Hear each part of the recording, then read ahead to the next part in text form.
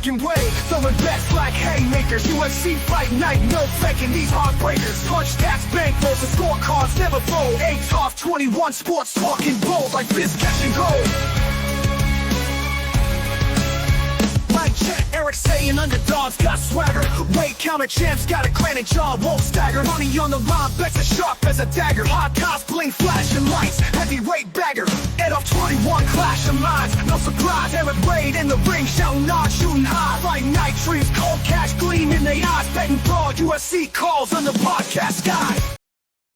We have reached part of the podcast. We'll be talking some UFC.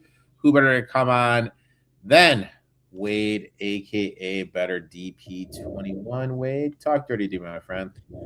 Hey, man. This looks like a not a bad card. Early start, though. I'm not sure what time it starts where you're at, but this is going to be an early one, boys. Not for me, dude. I don't sleep, man.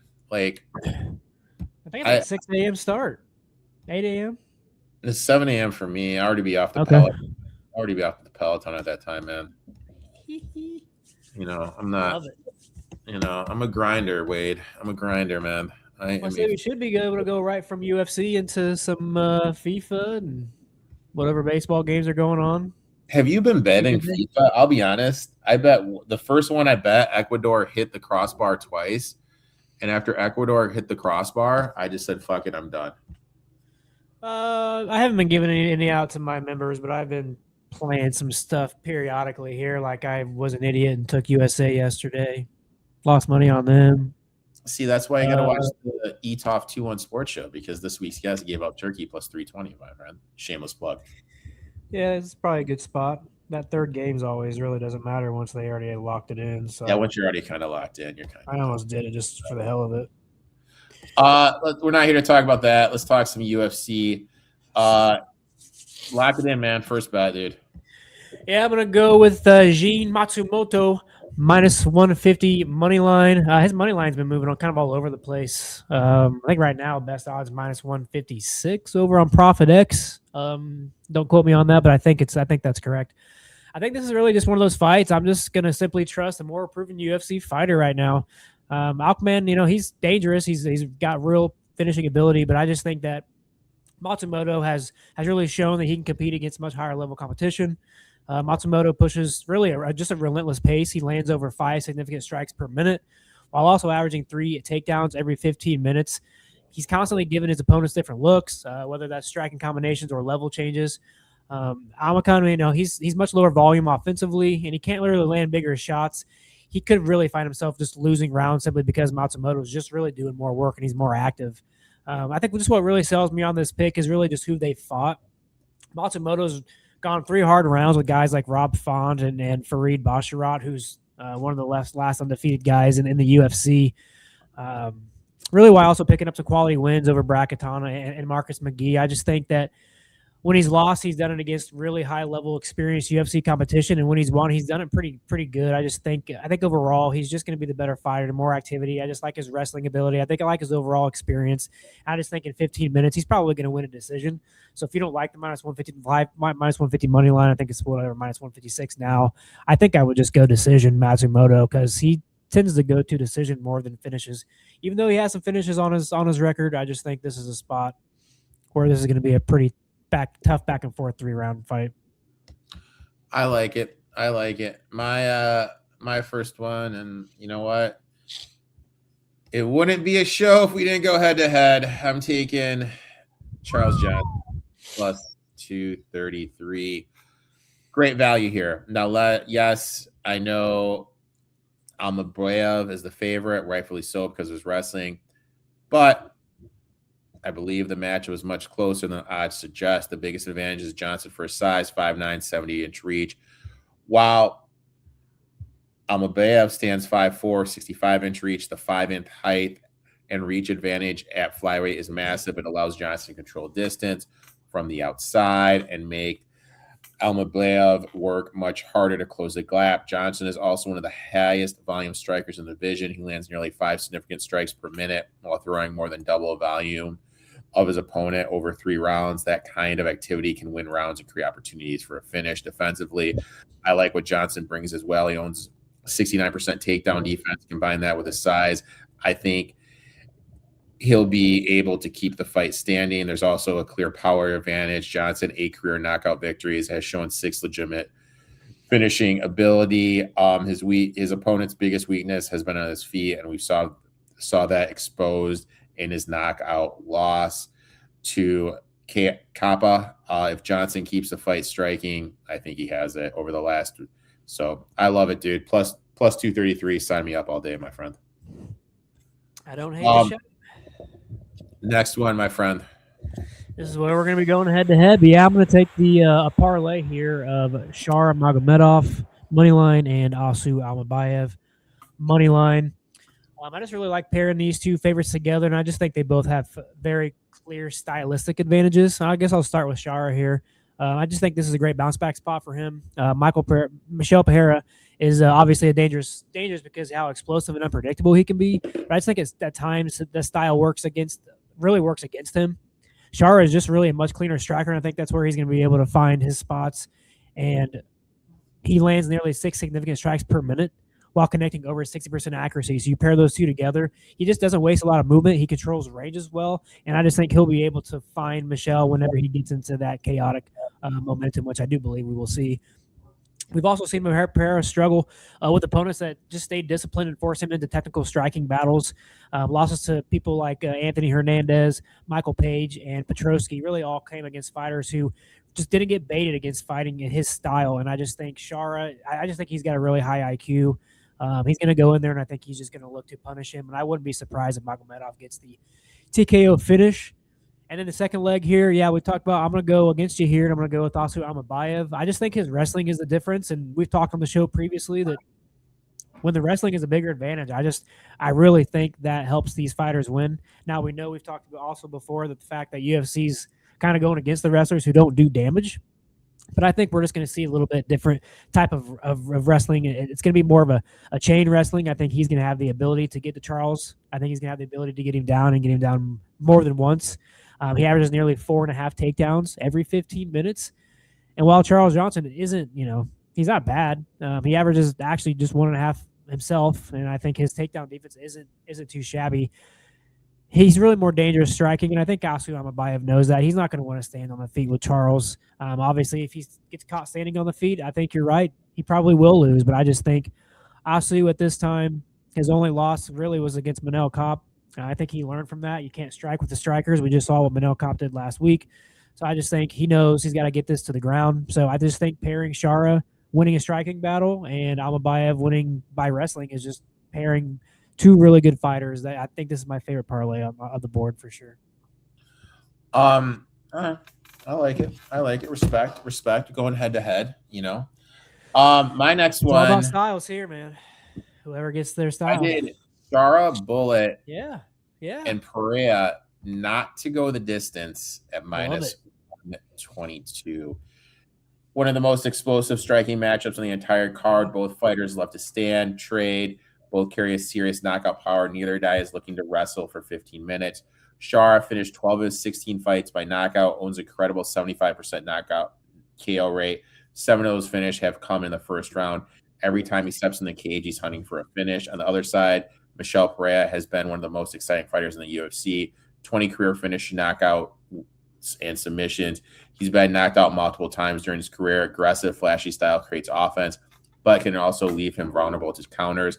Stylistically, I think this fight stays on the feet. Pereira doesn't rely heavily on wrestling. Shara owns strong takedown defense, will force extended striking exchanges.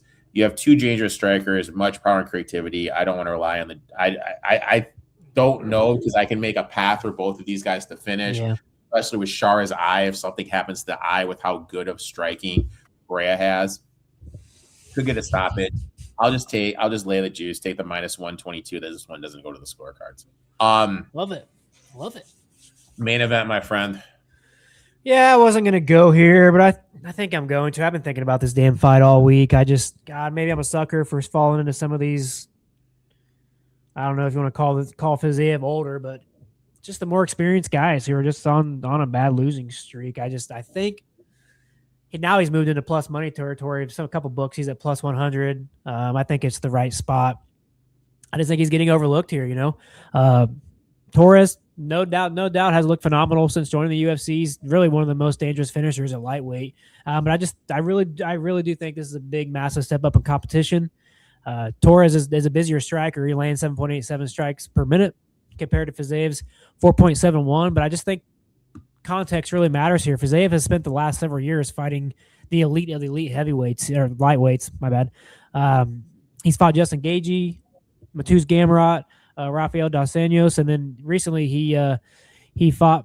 They both actually fought Ignacio Bahamondes. And I just think he's already proven that he belongs with the best in the division. I think he's had a couple recent bad fights that's made him look worse than what he really is. And I think one of the biggest stats that stands out to me is Fizaev's 90% takedown defense. Torres averages 2 takedowns per 15 minutes, and he's done a really good job mixing in his wrestling. But I just think very few opponents have been able to consistently take Fizaev down and keep him out of his striking game, which is really where Fizaev really wants to get. I think if the fight stays on the feet, I just trust Fizaev's speed, his timing, his ability to counter-strike, especially once this fight gets into the second and third round. I really do think Torres' best way to win this fight is in the first round. If he doesn't find a finish in the first round, I think he's going to have trouble in the second and third round. Keeping Fizaev just away from him. I just think his composure, his striking IQ, I think he's a coach. I can't remember where he coaches, but he coaches somewhere. I just think he's an elite level striker that Torres hasn't been able to really fight against yet. And I think Fizaev's not done yet. I think he's going to be able to find a win here. Yeah. I mean, my bet on this one is I took the over 1.5 rounds at -135. Yep, I like it.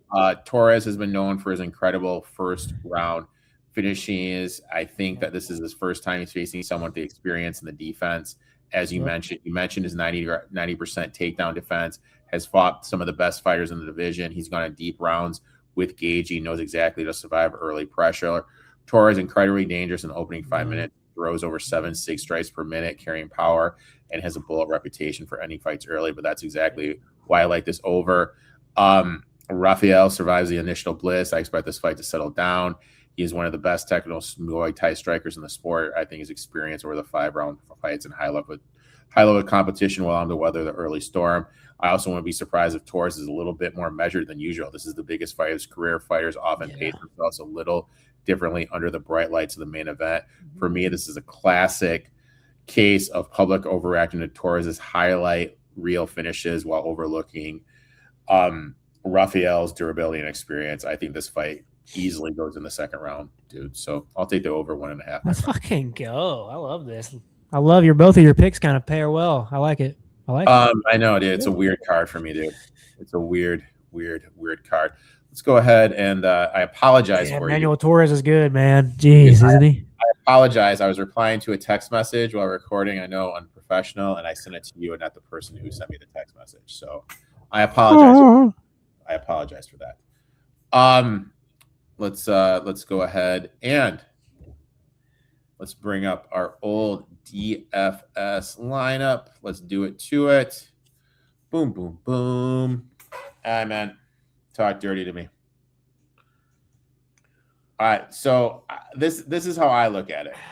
Okay. I never have women's fights in these other countries in this region of the world. It's always funny. But I feel we have to go with Shara. Okay. Now, the dog guy that I like, okay, hear me out. Don't hate.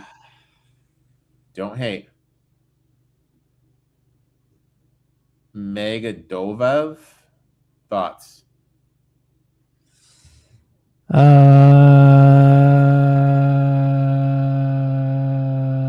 Yes, let's do it. All right. Now Still I like on that one whether I want to play that one as official or not, but he's got a good chance to submit. We get some points there. I like Jean Matsumoto too. Yeah, Matsumoto. Hi. You know what, dude? And I'll play Rafael. I'll play Torres. Price is just too good to pass up. We usually try to have a main event in this thing. Well, Torres is a cheaper fighter. Yeah, but they're so close. Yeah, I would expect that. It's such a tough fight. God, yeah, I'm fine with that.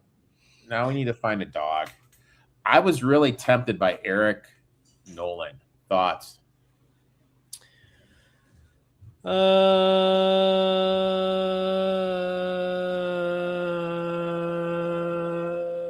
do it. Let's do it. Woo! I love it. I like it. I think he's got a good chance to bounce back. He should have learned something from that last fight. All right, now we got some money, Tough dude. fight. What are we doing with our last spot, my friend?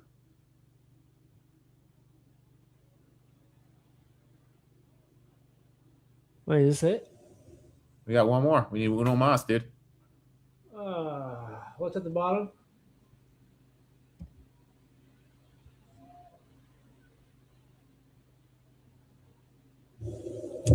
I mean, I think obviously Amabayev is going to win, but I think he's going to win a decision. So if we think Charles Johnson can get some points, like, can you look at his? Does he ever score points when he loses a decision? What do his points look like? Surely he's lost some decisions. 66, 32 points. 56.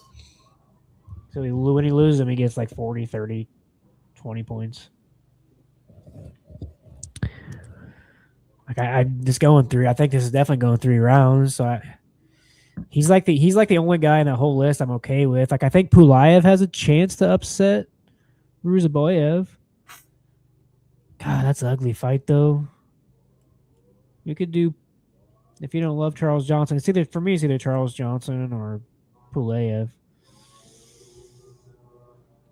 I don't think I like any of those guys up there. Boom. That's it. Let's do Pulayev. That fight's probably going to go. I think that fight's going to go to a decision too. So it's like toss up. That's it. Wade, I like the Nolan one. That's a good one. I'd like to thank you for taking time out of your schedule, talking a little UFC. Why don't you tell the people where they can find you, my friend? Yeah, just come find me over at provenwagers.com or wap.com/proven wagers. And then you guys can come join the Discord. Come check out our MLB bets right now. PGA's been on fire. Let's go. Give that man a follow. 2 weeks. 2 weeks, bro. 2-week break, man. I'll see you in 2 weeks. Have a good 4th of July. Give that man a follow. I've already put some money on Patty the Batty at plus 144 on FanDuel. Maybe I'll regret it later. I don't know, but I think he's got a pretty good chance to win over BSD. So I'm already looking at that card. I'll tell you what. It pains me to say I'll probably be on Patty the Batty too. Really? Yeah. A lot of people on BSD. It's tricky. Patty the Batty. That's gonna be an awesome fight. Awesome fight. Pains me to say it, but give that man a follow. We'll be back in 2 weeks. Best of luck in your bets, and we'll talk soon, brother. Let's go.